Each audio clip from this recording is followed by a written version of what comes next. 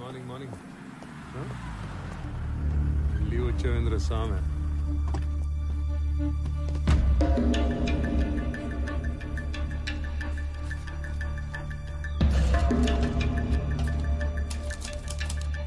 అరే మీరు దేని నుంచి తీసుకొచ్చి దేనికి తీగ కట్టారు రామారావు గారు? గ్రేట్. ఏమీ లేని ఒక విషయానికి ఎర్రచందనం రంగు పులివితే నేను సీరియస్ గా తీసుకుంటానని మీ ఎత్తుగడ. కొంపదీసి ఇక్కడున్న ఈ చెట్లు చూసి నీకేమైనా ఆలోచన వచ్చిందా? మీ అంత కాకపోయినా మేము షార్పే. ఎత్తుగడ కాదు, నిజం. ఏంది నిజం? మీరు చెప్పిన చెక్ పోస్ట్ రిజిస్టర్ లో గ్రానైట్ రాసి ఉంటే మీరు ఎర్రచందనం ఎట్లా చెప్తారు? తిరుపతిలో గ్రానైట్ లేదు. ఆ బెల్ట్ లో గ్రానైట్ ఒక్క ప్రకాశం జిల్లాలోనే ఉంది. వాళ్ళంతా అటు నుంచి అటే మెడ్రాస్ పోర్ట్ నుంచి ఎక్స్పోర్ట్ చేస్తూ ఉంటారు. పీలేరు చెక్ పోస్ట్ లో వర్మ తాలూకు కంటైనర్ల ఎంట్రీలు ఉన్నాయి. అంటే మంగళూరు పోర్టుకి వెళ్ళాయి. ఇక్కడ నుంచి మంగళూరుకి బయలుదేరిన మనుషులు కనపడట్లేదు. సరే అనుకుందాం. ఈ మిస్ అయిన సురేందర్కి కంటైనర్ల ఎంట్రీలకి సంబంధం ఏంది? అంటే వర్మతో కలిసి సురేంద్ర ఆ స్మగ్లింగ్ చేస్తున్నాడా? తప్పు కదంట్రా సామె. ఈ కంటైనర్ల బ్యాచ్ మొత్తం మిస్ అయ్యారని అనుకుందాం. వాళ్ళ ఇళ్ళలో వాళ్ళందరూ ఊరకే ఎందుకు కూర్చుంటారు? ఎక్కడ కంప్లైంట్ ఇచ్చినట్టు నా నోటీస్కి రాలేదే. వాళ్ళ అడ్రస్లు మీ దగ్గర ఉన్నాయా?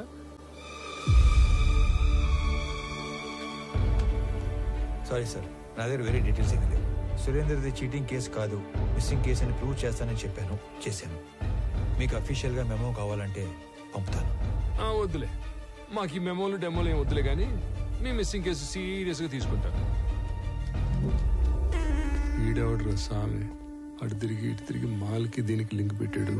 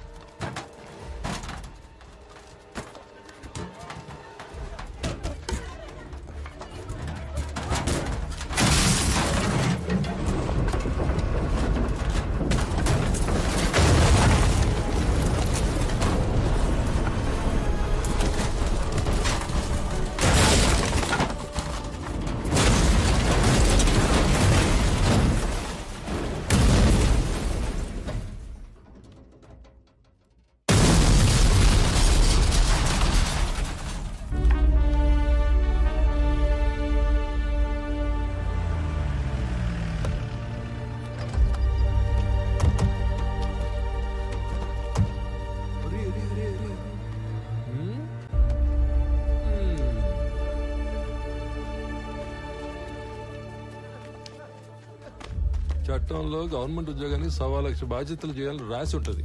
అవన్నీ చేయకూడదు. స్టాండర్డ్ గా కొన్ని ఉంటాయి. మూసుకొని అవి చేసుకుంటూ పోవటమే.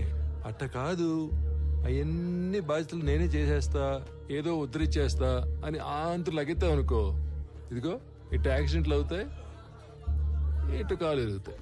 అయినా ఇవన్నీ నాకెందుకులే, నువ్వే యాక్సిడెంట్ చేసావని నిజాయితీగా పైకి రిపోర్ట్ రాస్తా.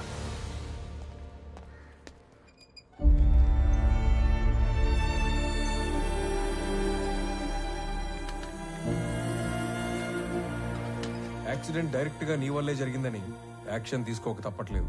నేను ఈ ఎంక్వైరీ కమిటీలో రామారావుకి 6 months సస్పెన్షన్ ప్రపోజ్ చేస్తున్నాను. ఏమంటారు ఎస్పీ గారు? Sir, if you don't mind, I have humble submission.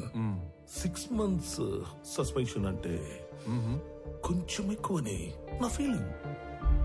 అది అతని ప్రమేయం లేకుండా జరిగిన ఒక accident. Moreover, he helped the people also. So, I propose 3 months of suspension and I request you to consider that. I'm okay with this. Yeah, thank you, sir. Better be safe than sorry next time, Mr. Ramarao. Thank you sir. Phone చేసిన వెంటనే వచ్చినందుకు మీ అందరికి చాలా thanks రా. మేము మనందరినీ ఇక్కడ పిలవడానికి ఇంకో బలమైన కారణం ఉండాలి. నేను ఇక్కడికి ట్రాన్స్ఫర్ అయ్యి వచ్చాక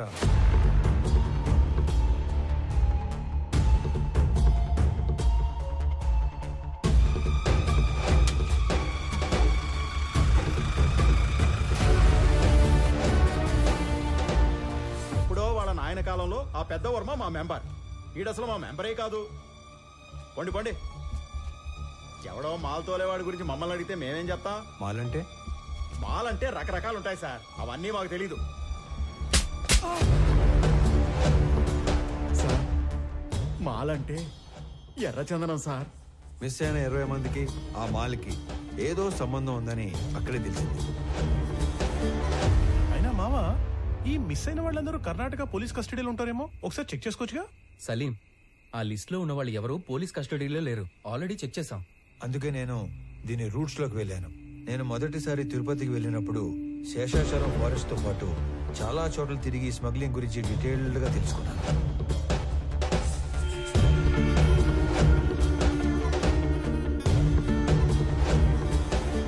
ఈ టోటల్ స్మగ్లింగ్ నెట్వర్క్ లో మొత్తం 5 లేయర్స్ ఉంటాయి. Number 1, wood cutters. వీళ్ళు పేద లేబర్. ఎక్కడో తమిళనాడులోని తిరువనమలై దగ్గర ఉన్న జవాదుమలై ప్రాంతం నుంచి వస్తారు. Second, loaders. వీళ్ళు శేషాచలం ఏరియాలో లోకల్ వాళ్ళు. సీక్రెట్ లొకేషన్ కి వుడ్ ని చేరుస్తారు. Third, keepers. వీళ్ళు కూడా లోకల్ వాళ్లే. సీక్రెట్ లొకేషన్స్ లో ఎర్ర చందనాన్ని కొన్ని రోజుల పాటు దాస్తారు. చిన్న మొక్కైనా సరే నీళ్లలో వేస్తే మునిగిపోయే గుణమున్న ఈ ఎర్ర కొయ్యని ఒక్కోసారి నెలల కొద్దీ చెరువుల్లో కుంటల్లో దాచి ఉంచి కాపాడతారు. Fourth, transporters. వర్మ లాంటి వాళ్ళు సీక్రెట్ లొకేషన్ నుంచి పోర్టు దాకా చేరవేస్తారు. Fifth, exporters. వీళ్ళ కంపెనీల పేర్ల మీద ఎర్ర చందనాన్ని గ్రానైట్, ఫుడ్ లేదా టొబాకో పేరుతో ఎక్స్పోర్ట్ చేస్తారు. పెద్దగా రిస్క్ లేని పని చేసే ట్రాన్స్పోర్టర్స్ మొత్తం ఇప్పుడు మిస్ అవ్వడమే ఒక పెద్ద మిస్టరీగా ఉంది. ఈ 5 లేయర్లు కాకుండా వీళ్ళందరిపైన ఒక కింగ్ పిన్ ఉంటాడు. వాడుక భాషలో వాడినే డాన్ అంటారు. ఈసారి 12 కంటైనర్ల ఎర్ర చందనం, దాన్ని తీసుకెళ్తున్న మనుషులు మిస్ అయ్యారు కాబట్టి నా అంచనా ప్రకారం వాళ్ళ మనుషులు కూడా వెతుకుతూనే ఉండాలి. ఈ కేసుని క్రాక్ చేయడానికి మీకు తెలిసింది చెప్పండి, చేయగలిగింది చేయండి. మీ అందరికీ తెలుసు నేను మైసూర్ దూరదర్శన్లో పనిచేస్తున్నానని. మంగళూరు పోర్ట్ ఏజెంట్ల ఇన్ఫర్మేషన్ మా దగ్గర ఉంది. ఈ ఎర్రచందనం స్మగ్లింగ్ మీద మేం డాక్యుమెంటరీ చేసినప్పుడు ఇదంతా గ్యాదర్ చేశాం. నీకేమైనా కాంటాక్ట్ తెలుసా? మైసూర్ ఫోన్ చేసి రేపే కొలీగ్ దగ్గర కాంటాక్ట్ తీసుకుంటా.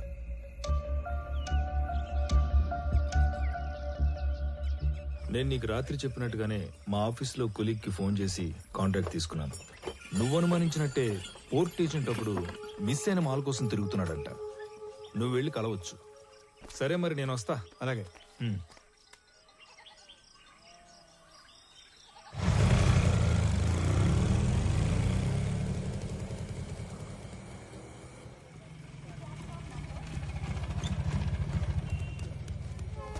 స్టాండ్ అని చెప్పి రైల్వే స్టేషన్ తీసుకొచ్చినావు ఏందన్నా? చిన్న పని మీద వెళ్తున్నాను రా, నువ్వు వెళ్ళు. అన్నా ఇంతకీ ఆడికి పోతున్నావు? సురేంద్ర అని నీకు తెలియదులే, అతని మిస్సింగ్ కేసు పని మీద అర్జెంట్ గా మంగళూరు వెళ్తున్నా. ఇంట్లో మాత్రం నేను హైదరాబాద్ వెళ్తున్నానే చెప్పాలి, ఓకేనా? వెళ్ళు వెళ్ళు వెళ్ళు వెళ్ళు.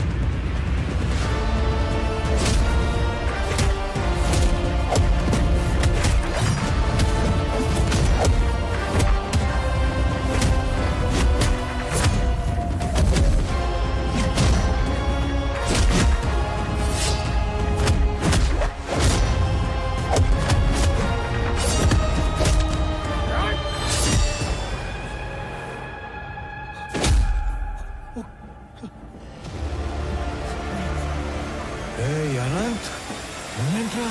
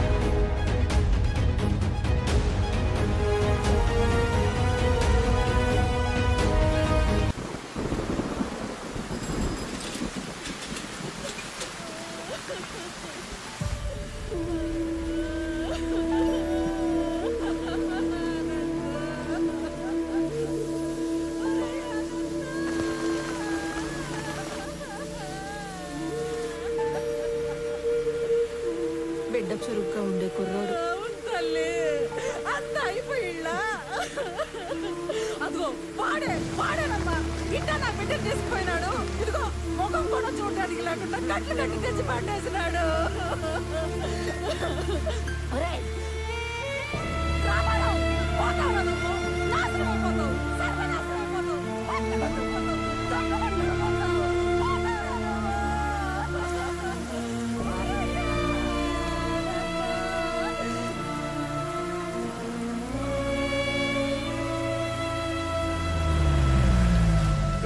బస్ లో హైదరాబాద్ పోవాల్సిన ఓడివి ట్రైన్ లో మంగళూరు ఎందుకు పోతాండావురా? మీ పిన్ని శాపనాకాలు మన కుటుంబానికి తగిలేట్టు ఉన్నాయిరా. ఈ గందరగోళంలో నా గుండె ఆగిపోయేట్టు ఉందిరా. నిజం చెప్పరు. నేను చెప్పింది నిజమేనా? నిజం కాదు, అన్ని ఉత్త కూతలే. ఇదిగో పెద్దాయనా, మీ వాడు ఏం చెప్పాడు? ఆ బాడీ ట్రైన్ లో నుంచి జారి పడిందన్నా. అస్సలు కాదు, రన్నింగ్ ట్రైన్ లో నుంచి ఎవడో బలవంతంగా తోస్తే ఆ బాడీ బయటపడి తుక్కు తుక్కు అయ్యింది. హే రామారావు, బల్లె దొరికావరా సామ. ఈసారి ఉళ్ళ నువ్వు తప్పించుకోవటం నన్ను తిక్కమక్క పెట్టినంత తేలిక కాదు. ఉడుం పట్టు పట్టేస్తా. పాప స్టేషన్ పోతప్పా. అరే నువ్వు కదలరా సామె, నేను ఎంక్వైరీ చేయాలి. రామారావు, ఇది నువ్వు ఇన్వాల్వ్ అయ్యే టైం కాదు. ఇప్పుడు మా ఇంట్లో ఎమోషన్స్ కంట్రోల్లో లేవు. అనవసరంగా నన్ను ఇరకాటంలో పెట్టాల్సిన అవసరం లేదు నీకు. ఉందిగా, అవసరం ఉంది. అవును, అప్పుడు మనం మొదట్లో కలిసినప్పుడు ఏదో చెప్పావు.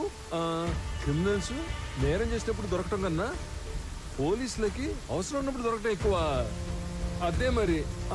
ఇప్పుడు నువ్వు నాకు అవసరం. పాపా స్టేషన్ పా.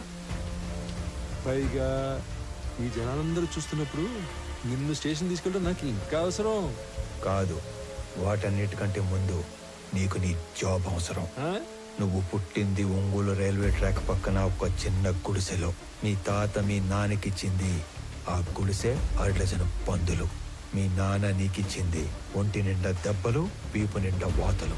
నీకు వచ్చిన జీతం అంతా దాచిపెట్టిన నీ ఆస్తి మొత్తం 9 నుంచి 10 లక్షలు ఉండాలి. కానీ ఈరోజు నీ ఆస్తి దాదాపు 3 కోట్లు. దానికి సంబంధించిన పత్రాలు, పాస్బుక్లు అన్ని డీటెయిల్డ్గా నా దగ్గర ఉన్నాయి. పైగా పిల్లలు లేని మీ దూరపు చుట్టం ఒక పోలీస్ ఆఫీసర్ చనిపోతే చిన్నప్పుడు నిన్ను దత్తత తీసుకున్నాడని ఫేక్ సర్టిఫికెట్ పెట్టి కంపాషనేట్ అపాయింట్మెంట్ కింద ఈ పోలీస్ జాబ్ కొట్టేశావు. ఒక్క రిజిస్టర్ పోస్ట్ పంపితే దాంతో నీ జాబ్ మటాష్. చేతి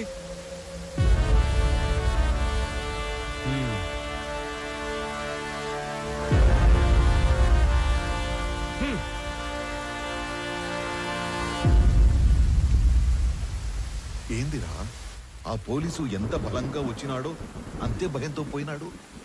ఏం చెప్పి భయపెట్టినావురా? అసలు ఏం చేస్తున్నావు నువ్వు? అనంత వాళ్ళు ఈ మధ్య ఆస్తులు ఏమైనా కొన్నారా?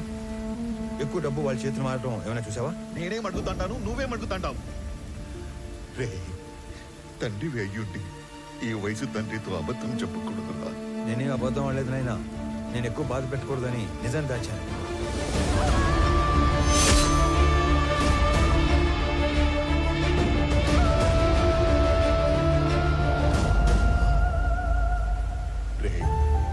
నీకు ఇంత కట్టుకదా అల్లాల్సిన అవసరం ఏమీ లేదు. నా కళ్ళ ముందే పెరిగిన అనంతు అడ్డంటోడు కాదు.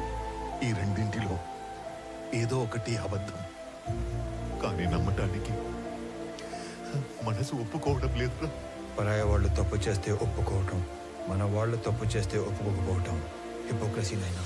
నాయనా, నీకు దండం పెడతాను. నాకు నీ అంత పరిజ్ఞానం లేదు, కానీ మమ్మల్ని ఏమాత్రం నెమ్మదిగా బతకనియాలని ఉన్నా ఆ మాలిని సమస్యని దయచేసి ఇక్కడితో వదిలేరా.